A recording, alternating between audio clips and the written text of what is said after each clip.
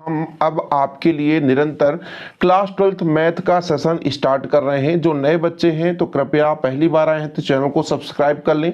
हम 12th class के math का एक अलग से प्लेलिस्ट बना देंगे और ये मेरा वादा है कि जब भी मैंने कोई भी कोर्स स्टार्ट किया है उसको मैंने पूरा किया है। और ये 12th का मैथ जब मैं स्टार्ट कर रहा हूँ तो ये आपका पहला लेक्चर है पहले चैप्टर का, और आपको बिल्कुल बेसिक से पूरा हार्ड लेवल जितने भी इजी क्वेश्चन से लेकर के हार्ड क्वेश्चन सारे क्वेश्चन आपको कंप्लीट कराए जाएंगे। तो चैप्टर का नाम है बच्चों संबंध एवं फलन, जिसे इंग्लिश में बोलते हैं रिलेशन एंड फंक्शन। क्या बोलते हैं? Relation and function. इसके बारे में हम चर्चा करेंगे। देखिए आज कुछ बेसिक चीजें होंगी जो कि काफी महत्वपूर्ण है, जिसे आपको समझना बहुत जरूरी है, जो कि ऑब्जेक्टिव क्वेश्चन में पूछा जाता है।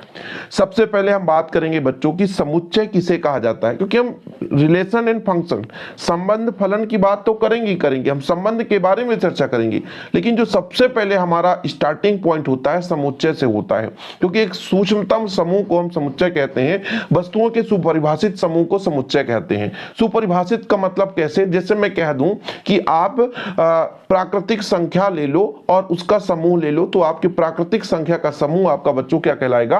क्या कहलाएगा भाई? एक समुच्चय कहलाएगा, सेट कहलाएगा। तो आप लोग परिभाषा लिख सकते हैं कि वस्तुओं के सुपरिभाषित संग्रह या समूह को हम क्या बोलते हैं? समुच्चय कहते हैं। तो मैंने परिभाषा भी लिख दी बच्चों कि वस्तुओं के सुपरिभाषित समूह को समुच्चय कहते हैं। समुच्चय क्लियर हो गया? 11th क्लास में यदि आपने बेसिक नहीं पढ़ा है तो भाई मैं सोचता हूं कि आपका बेसिक यहां पर क्लियर हो जाए। जैसे मैं कह दूं ए एक समुच्चय है, जो कि मान लीजिए यहां पे इसमें जो अवयव है ए बी सी और डी और आपका ई है। अब देखो जरा, ये सभी के सभी सुपरिभाषित हैं कि नहीं है?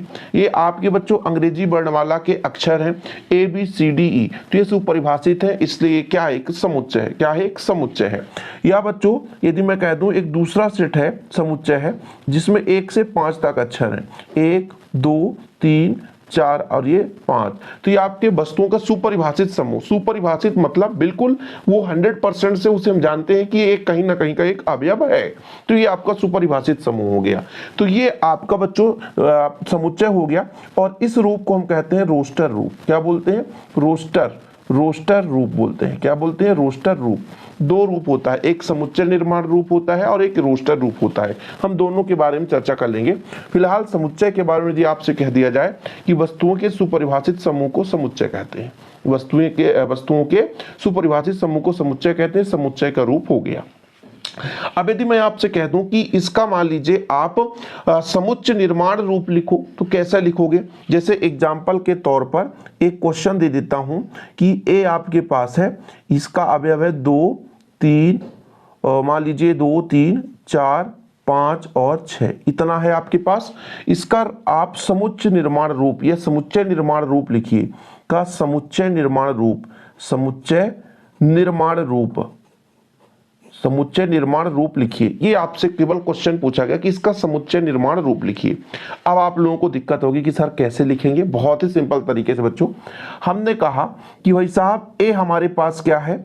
एक समूह है, समुच्चय है, 2 3 4 5 और 6 इसमें अवयव है, तो इसका समुच्चय निर्माण रूप लिखेंगे। देखिएगा इसमें जो भी अवयव है वो x सच दैट x, मतलब x अवयव है जो कि इस प्रकार है कि भाई साहब ये हमारा क्या है? 2 3 4 5 6 है, लगातार क्रम है, n है। n का मतलब कोई भी नंबर हो सकता है।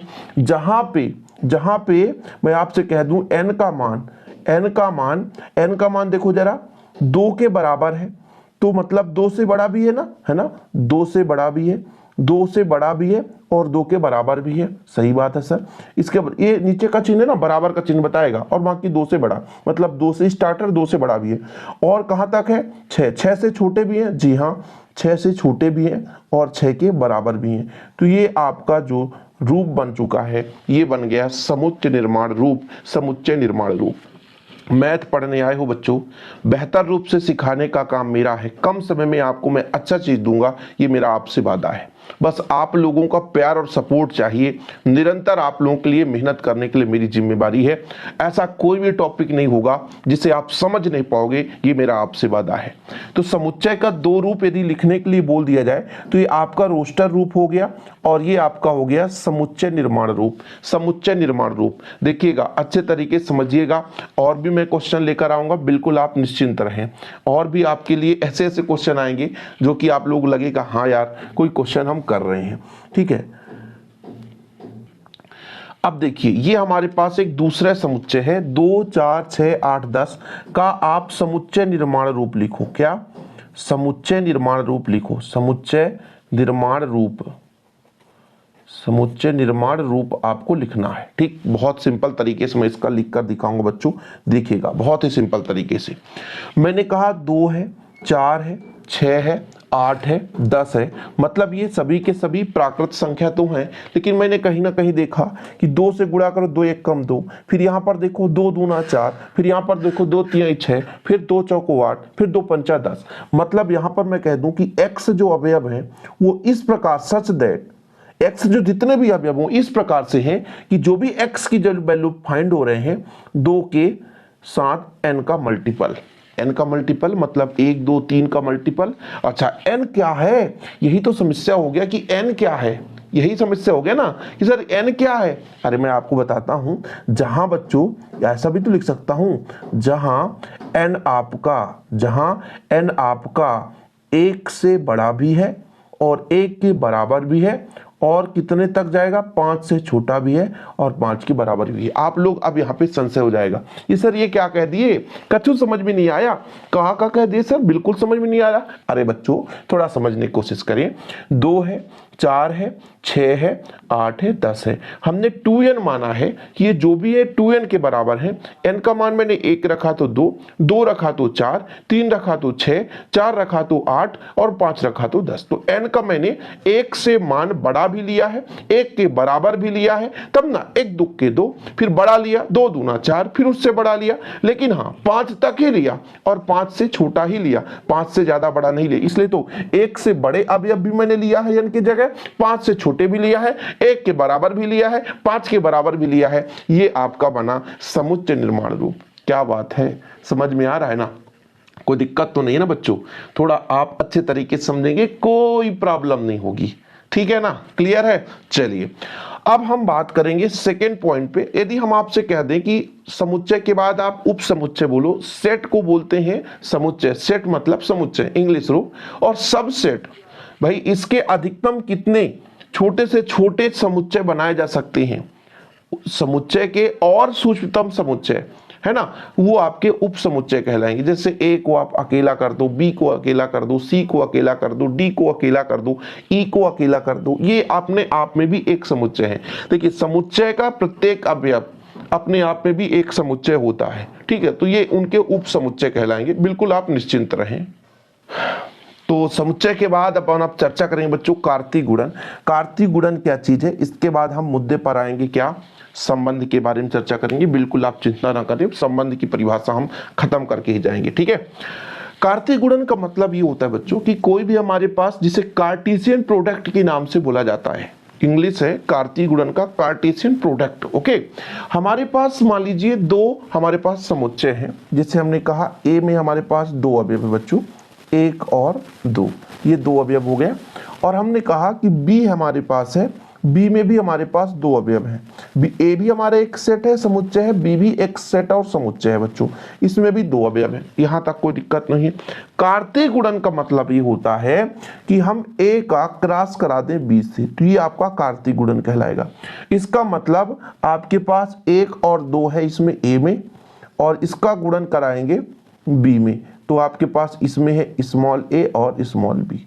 ये लो, इसका टोटल कितना संबंध बन सकता है। देखो जरा ये गुणन में आप तरीका समझोगे कि इसका संबंध इससे भी है और इसका संबंध इससे भी है। इसी प्रकार यहाँ पे 2 का संबंध ए से भी है और 2 का संबंध बी से भी है। समझने की कोशिश करेंगे, पूरा एक बीच बात समझ में आएगा। मतलब इसका कार्टेशियन गुणन निकाले तो 1 का ए से भी है संबंध, ठीक है, 1 का ए से भी है संबंध अपने आप में, एक का बी से भी है संबंध। इसी प्रकार बच्चों हम जब 2 लेते हैं तो 2 का ए से भी है संबंध और 2 का बी से भी है संबंध।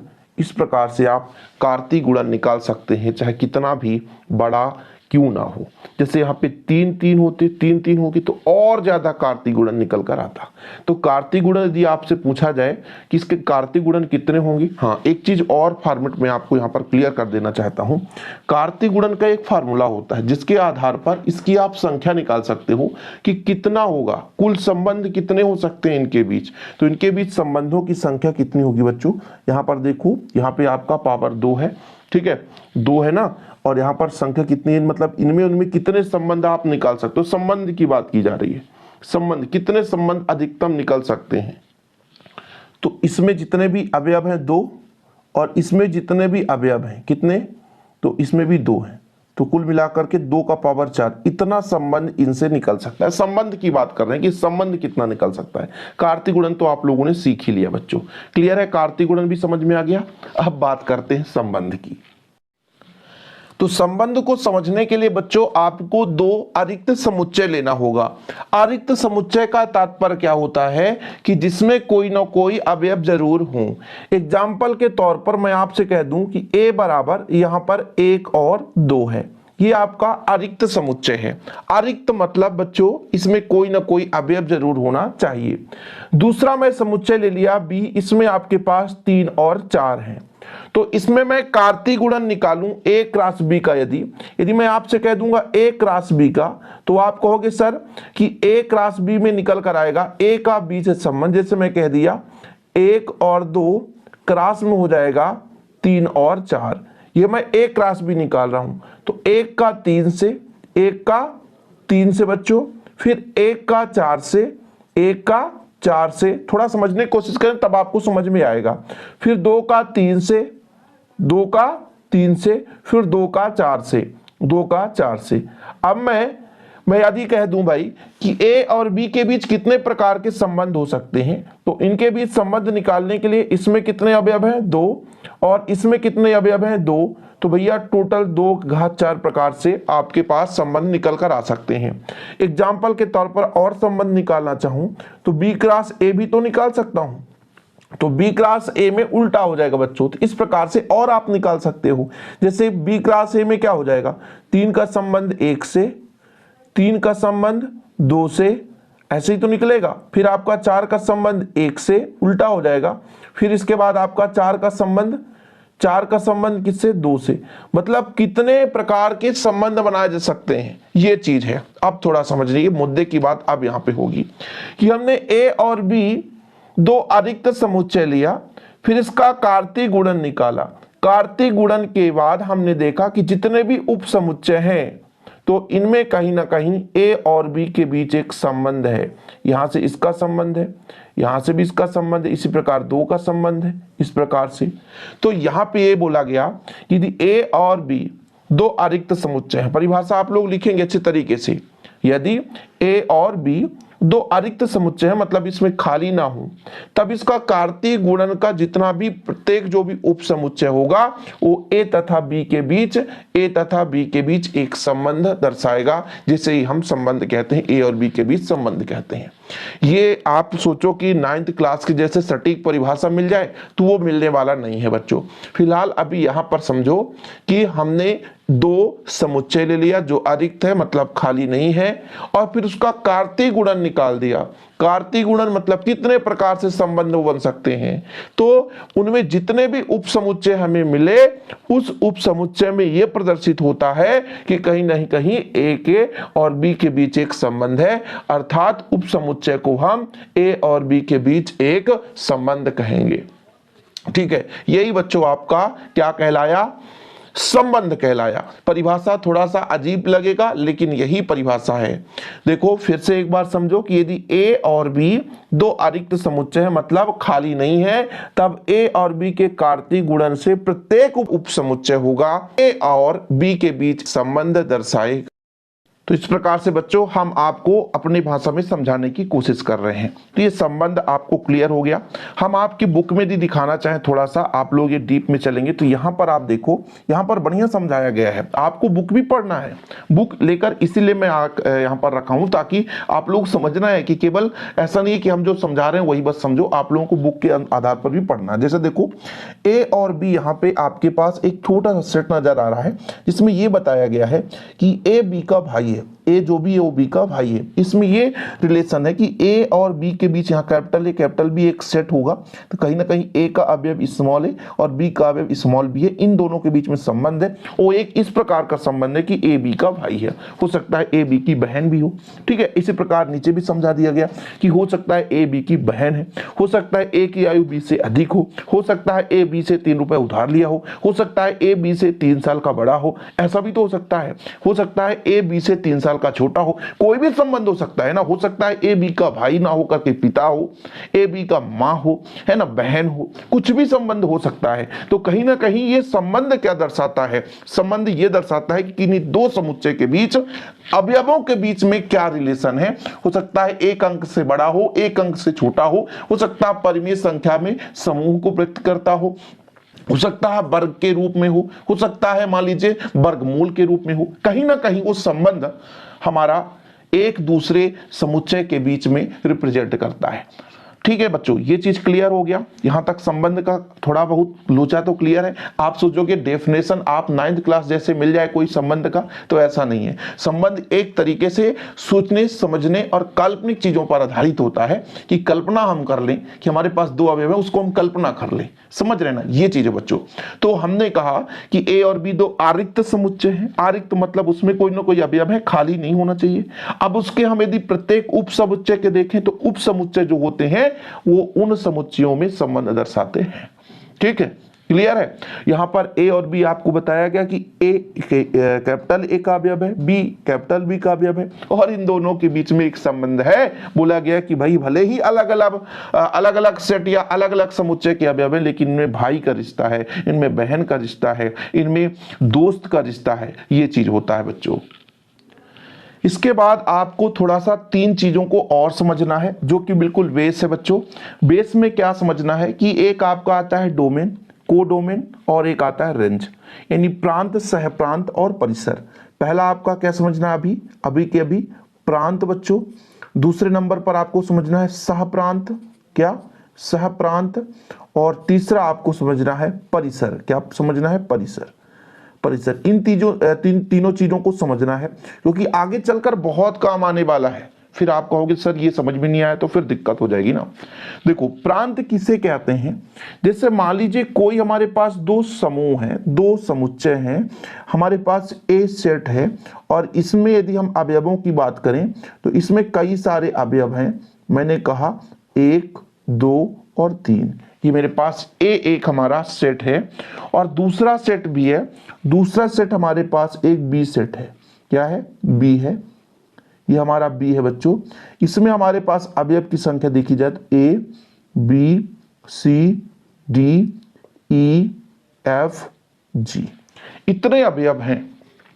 तो हमारे पास क्या है, समुच्चय है, कोई दिक्कत तो नहीं है। अब हमने कहा कि ए का संबंध बी से है, ए का संबंध बी से मतलब कहीं ना कहीं इन दोनों के बीच रिलेशन भी है। और रिलेशन है तो भैया अवयव के बीच में रिलेशन होगा ना। मतलब हमने कहा कि ए क्रॉस बी, इनके बीच हम कहीं ना कहीं कुछ ना कुछ कार्तीय गुणन निकाल सकते हैं और इनके साथ हम उप समुच्चय का निर्माण कर सकते हैं। अच्छा, इनके बीच संबंध दर्शा दिए सर, संबंध तो दर्शा दिए, लेकिन किस प्रकार से संबंध दर्शाए। जैसे मैंने कहा 1 का संबंध ए से है, 2 का संबंध सी से है और 3 का संबंध डी से है, बाकी के बाकी खाली हो गए। अच्छा, हमने कहा ए हमारे पास एक सेट है, समुच्चय है, जिसका संबंध है 1 का संबंध, 2 का संबंध, 3 का संबंध, तो ये आपके प्रांत कहला गए। क्या कहला गए, प्रांत। प्रांत में आपका 1 2 और 3 आ गया क्योंकि इनका संबंध है, ये प्रांत कहला गया। क्या, प्रांत कहला गया। अब मैं आपसे कह दूं जो बी में जितने भी हैं, बी में जितने भी हैं वो सह प्रांत कहला गए। क्या कहला गए, सह प्रांत। क्या बच्चों, बी में जितने भी हैं वो सह प्रांत कहला गए। सह प्रांत का मतलब ए वी, सी, डी, ई और एफ। ये देखो बीच में ये घुभी घूमने आ जाती है मक्खी। चलो ये सह प्रांत है, A B C D E F, इसमें जितने भी सह प्रांत हैं। तीसरा नंबर जो आता है परिसर। परिसर का मतलब कितना सीमा ये अपना विस्तार करके रखा है, कितना सीमा विस्तार करके रखा है। तो ए का जो सीमा है स्मॉल ए के साथ, दो का जो सीमा है मतलब एक का सीमा स्मॉल ए के साथ, दो का सीमा जो संबंध है वो सी के साथ है और तीन का संबंध डी के साथ है। यही आपका सीमा कहलाता है, परिक्षेत्र कहलाता है, परिसर कहलाता है, जिसे रेंज के नाम से जानते हैं।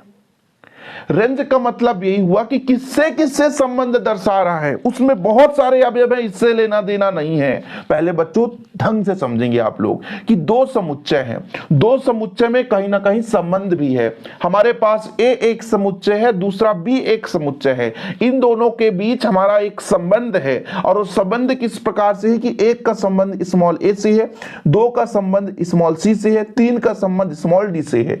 तो भाई एक दो तीन ये कहलाए प्रांत। पहला जो हमारा समुच्चय है उनके जितने भी अवयव है जो संबंध दर्शा रहे वो प्रांत, ये पूरे के पूरे सह प्रांत, और इनमें जो भी संबंध है जिन जिन से संबंध है वो परिसर कहलाएंगे, बाकी के बाकी छोड़ देंगे सह प्रांत के अंतर्गत।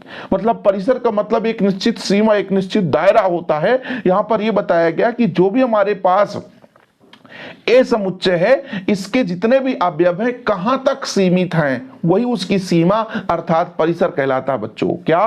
परिसर। इसके इंग्लिश की बात करें तो आपका डोमेन होता है, डोमेन होता है, ये डोमेन है बच्चों। इसके बाद सह प्रांत की बात करें तो इसका कोडोमेन है जिसको बोलते हैं, और इसकी हम बात करें कोडोमेन है, कोडोमेन है, ठीक है। और बच्चों आपका ये जो परिसर है उसे बोलते हैं रेंज। क्या बोलते हैं? रेंज, ठीक है। ये रिलेशन है डोमेन और परिसर में संबंध। यदि कोई पूछे तो आपको क्लियर हो जाना चाहिए कि एक प्रकार से यदि आपसे डोमेन यानी प्रांत पूछा जाए तो प्रांत भैया जो हमारा पहला सेट है, पहला समुच्चय है, उसके जितने भी अवयव है वो प्रांत कहलाएगा। सह प्रांत दूसरा सेट है, उसके जितने भी अवयव वो सह प्रांत कहलाएगा। लेकिन ध्यान रखिएगा जितने भी अवयव केवल संबंध दर्शाएंगे, जितने भी अवयव केवल संबंध दर्शाएंगे वही उसकी रेंज कहला जाएगी। क्या कहलाएगी? रेंज। मैं मान के चलता हूं इसके जितने भी अवयव हैं उनको x से रिप्रेजेंट करें, इनके जितने भी अवयव हैं उनको y से रिप्रेजेंट करें, तब जो रेंज है, रेंज RANGE बच्चों, RANG रेंज की मैं आपसे बात करूं तो रेंज कैसे निकालोगे? तो केवल रेंज के जो अवयव होंगे y होंगे, है ना, और y सच दैट इस प्रकार से होंगे बच्चों, ये b के बिलोंग करेंगे, इस प्रकार से होंगे कि भाई साहब जो भी x है यदि वो y को रिप्रेजेंट कर रहा है वही रेंज कहलाएगा, जहां ये सभी के सभी रिलेशन के अंतर्गत आएंगे, संबंध के अंतर्गत आएंगे, डोमेन से। ठीक है, ये क्लियर हो गया? कुछ समझ में आया? कहोगे सर ये समझ में नहीं आता है, कैसे कैसे कह दिए। मैं आपसे कह दूं डोमेन बताओ, डोमेन बताओ, डोमेन बताओ, डोमेन आर। डोमेन कैसे बताओगे? देखो मैं बताता हूं। डोमेन कितनी x मान है ना पहले सेट का, तो x सच दैट x इस प्रकार के कि सारे के सारे एक ही अवयव हैं, तथा ये जितने भी अवयव हैं वो x और y के साथ कहीं ना कहीं संबंध दर्शा रहे हैं।